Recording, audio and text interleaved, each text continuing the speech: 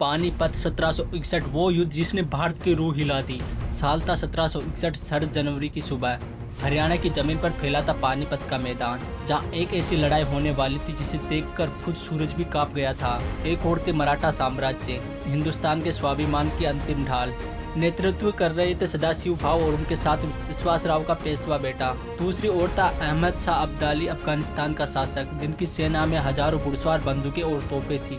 भाव की सेना के पास साहस था, पर राशन खत्म हो चुका था। सैनिक भूखे थे, प्यासे थे, फिर भी आंखों में आग थी। 14 जनवरी की सुबह जब पहली तोप चली तो धरती हिल उठी, घोड़ों की टापें गूंज उठी और शुरू हुआ वो युद्ध जिसे इतिहास का कयामत का दिन कहा।